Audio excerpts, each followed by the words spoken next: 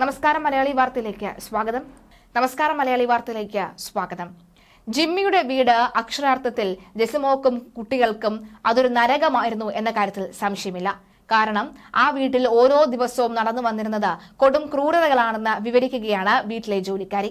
മാത്രമല്ല, വീട്ടിലകത്ത് നടക്കുന്ന ഓരോ സംഭവവികാസങ്ങളും പുറത്തറിയാതിരിക്കാൻ CCTV അടക്കം നശിപ്പിക്കുകയാണ് ജിമ്മി ചെയ്തത് എന്നടക്കമുള്ള ആരോപണം പുറത്തുവരുന്നുണ്ട്. ഒരു ചാനൽ നൽകിയ ബൈറ്റിലാണ് ഇവർ ഇക്കാര്യം വ്യക്തമാക്കുന്നത്. ഈ ജിമ്മിയുടെ വീട്ടിലെ ജോലിക്കാരിയാണ് വ്യക്തമായി തന്നെ ഇക്കാര്യങ്ങൾ പറയുന്നത്. എന്തായാലും ഇപ്പോൾ നിലവിലെ സാഹചര്യത്തിൽ പ്രതിയായി ജിമ്മി മാറിയിട്ടുണ്ടെന്ന കാര്യത്തിൽ സംശയം വേണ്ട. മാത്രമല്ല, രൂക്ഷമായ ഭാഷയിൽ വഴക്കിടുകയും മൃഗീയമായി ഉപദ്രവിക്കുകയും ഒക്കെ ചെയ്തിരുന്നു. തന്റെ ഒരു കുടുംബ വക്കീൽ കൂടിയായ ഇവർ ജെസിമോളുടെ ജീവിതവും താളപ്പിഴയിൽ കൂടിയാണ് മുന്നോട്ട് പോകുന്നത് എന്ന് മറ്റുള്ള ക്ലയന്റ് അറിഞ്ഞു കഴിഞ്ഞാൽ തനിക്ക് കേസുകളൊന്നും കിട്ടില്ല എന്നുള്ള ഭയം കൂടിയാണ് ജെസിമോൾ ഇത്രയും നാളും ഒന്നും ആരോടും പറയാതിരുന്നത് എന്നാണ് വ്യക്തമാകുന്നത്. എന്തായാലും വീട്ടുജോലിക്കാരി എത്രത്തോളം യാഥാർത്ഥ്യമാണെന്ന് അറിയില്ല. എന്തായാലും താൻ കണ്ടത് അവരെ പൊള്ളിപ്പിക്കുന്നതും ഒക്കെ താൻ കണ്ടിരുന്നു എന്നുള്ള കാര്യം പറയുന്നുണ്ട്. ആ വാക്കുകൾ ഒന്ന് കേൾക്കാം. വല്ല മരത്തിനും കൊണ്ട് ഇറച്ചിയായിരുന്നു. അത് അന്നിന് അത്താരും ഉണ്ടല്ലോ, മറ്റൊരു ആ പിള്ളേരെ വല്ലതും കൊണ്ട് ഇറച്ചിയും പോരായിരുന്നു. എന്നുവെച്ചാൽ എനിക്കും 2 പിള്ളേരുണ്ട്. ഇപ്പം 2 പെൺപിള്ളേരല്ലേ മാനെ. അത് ചെയ്ത് എന്നാ ചെയ്ത് ആ പെണ്ണ് വിദേശം മതിയായിരുന്നു. ആ ചെയ്ത കഷ്ടമായി പെണ്ണ് ചെയ്ത് 2 പിള്ളേരെ ഇത് വഴിയുണ്ട്. അത് ആര് വെച്ചാലും ഞാൻ പറയും. അമ്മായി എപ്പോഴും ഉണ്ട് ആ പെണ്ണും ആ പിള്ളേരും കൂടെ. ഞാനിത് വന്ന് ചിലപ്പോൾ കെട്ടിയതിൻ്റെ ഉദരം കാണും. എന്നിട്ട് എനിക്ക് ഞാൻ 2 പ്രസവിച്ചു. എനിക്ക് 2 പെൺമക്കളുള്ള ഒരിക്കലില്ലാത്ത അമ്മായിമ്മ അതിൻ്റെ കൈയൊക്കെ പൊളിച്ചതാണ് പറയുന്നത്. അതിൻ്റെ വീട് തെളിഞ്ചോരങ്ങാടല്ലേ. എന്നിട്ട് അതേ വേണ്ടിയിട്ട് എണ്ണ ഒന്നും 2 പെമ്പിടല്ല കുഞ്ഞിട്ട് ഒരു 2 വയസ്സല്ല 5 വയസ്സുള്ള കൊച്ചു അമ്മ നമുക്ക് സഹിക്കാൻ പറ്റില്ല. ഒരിക്കലും നിങ്ങൾക്ക് പിള്ളേരുണ്ടെങ്കിൽ നിങ്ങൾ ഒരിക്കലും സഹിക്കില്ല. ഞാൻ പറഞ്ഞു ഇവിടെ അമ്മായിമ്മ ആദ്യം തല്ലിക്കൊള്ളണം അവളെ. ആ കൂടെ ഞാൻ നിൽക്കണം. തീരുള്ള ആരും ആ കൂടെ ഞാൻ നിൽക്കും. 2 പിള്ളേരുള്ള അവൾ ഒരിക്കലും ചെയ്ത ആൾ തെറ്റായിട്ടാണ് ചെയ്തത്. എനിക്കുള്ള 2 വയസ്സുള്ള കൊച്ചെന്ന് പറഞ്ഞാൽ മാനെ പിള്ളേർക്കെല്ലാം അറിയാം മാനെ. 5 വയസ്സിൻ്റെ കഴിഞ്ഞ കൊണ്ട് ആക്കിയിരുന്നു. അവർക്ക് വന്നാൽ പിന്നെ പിള്ളേർ അനാഥ വന്നിട്ട് കൂടെ പിള്ളേർ നിർത്താൻ പറ്റില്ല ഇവിടെ. എനിക്ക് പിന്നെ അത് പുറത്ത് തന്നെ അറിയാം. അത് പുറത്ത് കാണുന്നത് വെച്ചാൽ അത് മരിച്ചിട്ട് പിന്നെ പിള്ളേർ ചോദിച്ചിരുന്ന അമ്മായിമ്മ പിന്നെ അതിനും പോയി കിടക്കും. അതിൻ്റെ കെട്ടിയതിനും കുഴപ്പമുണ്ട്.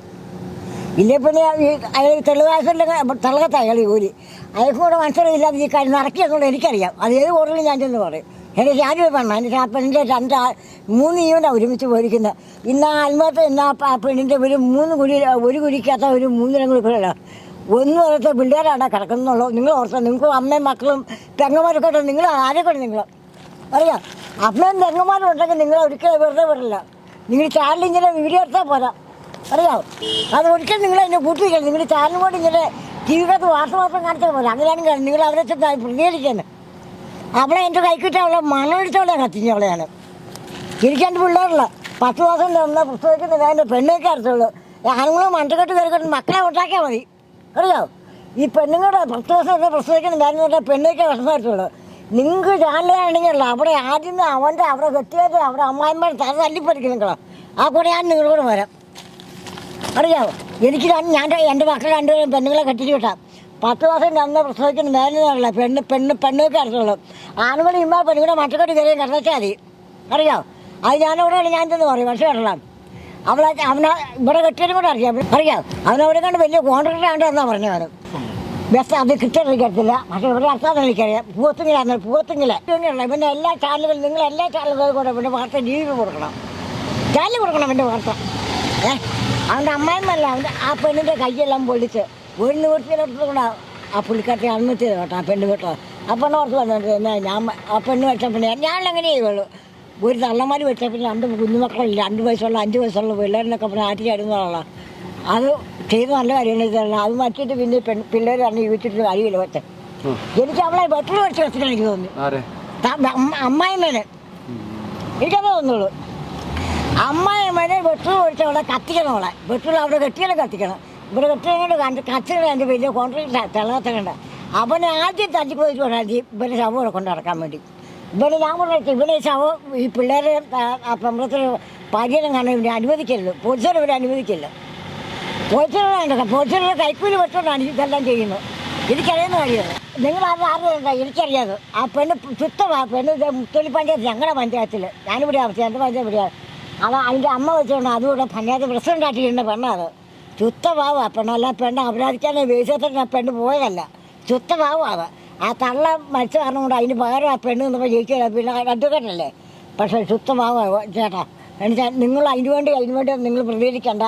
ആ അവിടെ കെട്ടിയാൽ അവിടെ അമ്മായിമ്മ ആദ്യം നിങ്ങൾ എനിക്ക് മുൻസണ്ട് നിൽക്കുകയുള്ളൂ. ഞാൻ മുൻസണ്ട് താമസിക്കുന്ന എനിക്കല്ല, എനിക്കത് സഹിക്കാൻ പറ്റില്ല കേട്ടോ. അറിയാം, 2 കുഞ്ഞുപിള്ളേരുന്നല്ല, നമുക്ക് പിള്ളേരല്ല, 2 പിള്ളേരുടെ കൊച്ചിട്ട് 2 വയസ്സുള്ള കൊച്ചിട്ട് അതിന് വല്ലവരും അറിയാമോ?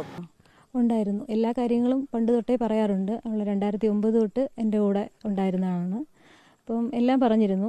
കല്യാണം വരെ ഞങ്ങൾ മിക്കവാറും കാണുകയും സംസാരിക്കുകയും ചെയ്യും. കല്യാണത്തിന് ശേഷവും പറ്റുമ്പോഴൊക്കെ സംസാരിക്കാറുണ്ടായിരുന്നു. അപ്പം ഒരു പ്രശ്നമായിട്ട് എൻ്റെ അടുത്ത് പറയുന്നത് എറണാകുളത്ത് താമസിക്കാൻ ഹോസ്റ്റലിൽ പോയ സമയത്താണ്. അപ്പോൾ കുഞ്ഞ് മൂത്ത മോള് ജനിച്ചിട്ടുണ്ട്. മൂത്ത മോൾക്ക് പാൽ കുടിക്കുന്ന സമയമാണ്. അപ്പം ഞാനൊരു ദിവസം ഞാൻ പുറത്താണ്, എബ്രോഡാണ്. അപ്പം ഞാൻ വിളിച്ച് ചോദിച്ചു അവളടുത്ത്, എന്താണ് നീ മാറി നിൽക്കുന്നതെന്ന്. അപ്പോൾ ഇങ്ങനെ ഞാൻ സംസാരിക്കുന്ന കൂട്ടത്തിൽ ഇവൾ എറണാകുളത്ത് നിൽക്കുകയെന്ന് പറഞ്ഞു. അപ്പം ഞാൻ ചോദിച്ചു എന്ത് പറ്റിയെന്ന്. അപ്പോൾ പറഞ്ഞു ഇതുപോലെ വീട്ടിൽ പ്രശ്നങ്ങളാണ്, അവിടുന്ന് പൊയ്ക്കോളാൻ പറഞ്ഞു എന്ന് പറഞ്ഞു. പിന്നെ വീട്ടിൽ നിന്ന് പുറത്താക്കുമായിരുന്നു, വീട്ടിൽ നിന്ന് പൊയ്ക്കോളാൻ പറഞ്ഞു എന്ന് പറഞ്ഞു. അങ്ങനെ തന്നെ പറഞ്ഞു, പൊയ്ക്കോളാൻ പറഞ്ഞു. അപ്പോൾ ഞാൻ ചോദിച്ചു കുഞ്ഞിൻ്റെ കാര്യം അവർ നോക്കിക്കോളും, അപ്പോൾ അവളോട് പൊയ്ക്കോളാൻ പറഞ്ഞു എന്ന് പറഞ്ഞു. അപ്പം ഞാൻ ചോദിച്ചു ജിമ്മി എങ്ങനെയുണ്ടെന്ന്. അത് അച്ചായി അങ്ങനെ വിളിക്കും, ഏട്ടായി വിളിക്കാറുണ്ട്. അതുകൊണ്ട് കുഴപ്പമില്ല, പ്രശ്നം സോൾവ് ആകും, പക്ഷെ കുറച്ച് സമയം വേണം. പിന്നെ ഞാൻ പറഞ്ഞല്ലോ അങ്ങനെയൊക്കെ കുറേ പ്രോബ്ലംസ് ഉണ്ട്, അതൊക്കെ ശരിയായിട്ട്. പിന്നെ അതാണ് അന്നത്തെ ഇൻസിഡൻറ്റ്. അപ്പോൾ അന്ന് എന്തോ കാര്യമായി സംഭവിച്ച് പുറത്താക്കിയതാണ്. പിന്നീട് രണ്ടാമത്തെ മോളുണ്ടായി കഴിഞ്ഞിട്ട് ഒരു ദിവസം വിളിച്ചിരുന്നു. അപ്പം ഞാൻ ചോദിച്ചപ്പം ഇവൾ കരയുകയാണ്. അപ്പോൾ എല്ലാം കൂടെ എന്നെക്കൊണ്ട് മാനേജ് ചെയ്യാൻ പറ്റുന്നില്ല, കുഞ്ഞുങ്ങൾ, വീട്, അമ്മായിച്ചന് സുഖമില്ല. അപ്പോൾ ഞാൻ ചോദിച്ചു എന്ത് പറ്റി, അമ്മായിമ്മ എവിടെയെന്ന്. അപ്പോൾ പറഞ്ഞു എൻ്റെ കുഞ്ഞുങ്ങളെ നോക്കാതെ എൻ്റെ ഹസ്ബൻഡിൻ്റെ പെങ്ങളുടെ മക്കളോ ആരോ ഉണ്ട്, ഇപ്പോൾ ജനിച്ചിട്ടുണ്ട്, അവരെ നോക്കാൻ വേണ്ടി ലണ്ടനിൽ പോയിരിക്കുകയാണെന്ന് പറഞ്ഞു. അപ്പോൾ ഞാൻ ചോദിച്ചു നിനക്ക് അമ്മയില്ലാത്തതല്ലേ, എന്നിട്ട് അവരിങ്ങനെ ചെയ്യുന്നല്ലോ. അത് ചേച്ചി അവർ ഭയങ്കര ഇതാണ്, എന്നെക്കൊണ്ട് ആരെക്കൊണ്ടും അവരെ മാനേജ് ചെയ്യാൻ ഒക്കത്തില്ല, പുള്ളിക്കാരിയുടെ ഒരു ഇതാണ്. അപ്പം ഞാൻ ചോദിച്ചു ഇങ്ങനെയാണെങ്കിൽ എങ്ങനെ ശരിയാവും. അപ്പോൾ പറഞ്ഞു വേലക്കാരിയായി ഇപ്പോൾ മക്കളെ നോക്കുന്നു, എൻ്റെ ജോലി ഇതെല്ലാം കൂടെ മാനേജ് ചെയ്യാൻ എനിക്ക് പാടാണെന്ന് പറഞ്ഞു. അപ്പോൾ ജിമ്മിയുടെ സ്റ്റാൻഡ് എന്താണെന്ന് ചോദിച്ചു. ജിമ്മി ഭയങ്കര സ്വന്തം കാര്യം മാത്രം നോക്കുന്ന ഒരാളാണ്. അപ്പോൾ പുള്ളിക്കാരൻ ഒരു എന്താ പറയുക, മാടമ്പി സ്വഭാവമാണ്. ഇതിന് ശേഷം പിന്നീട് ഒരിക്കൽ വിളിച്ചു, ഭയങ്കര നിലവിളി. അപ്പം ഞാൻ ചോദിച്ചു എന്തിന് കരയുന്നത് നീ. അപ്പം ഞാൻ എപ്പോഴും പറയും നിനക്ക് ഒരു വക്കീലല്ലേ, നീ ഇങ്ങനെ വന്ന് താമസിക്കുന്നു. അപ്പോൾ ഇവള് പറഞ്ഞു ജിമ്മി അടിക്കുകയോ ഉപദ്രവിക്കുകയൊക്കെ ചെയ്തു, എന്നിട്ട് ഇറങ്ങിപ്പോയിരിക്കുക, ജോലിക്ക് പോയിരിക്കുകയാണ്. അപ്പോൾ വൈകുന്നേരം ഇങ്ങോട്ട് വരുമോ എന്ന് തന്നെ അറിയത്തില്ല, അത്ര പ്രശ്നങ്ങളാണ്, എനിക്ക് താങ്ങാൻ പറ്റുന്നില്ല, ഞാൻ അപകടത്തിലാണ് എന്നുള്ള രീതിയിൽ പറഞ്ഞു.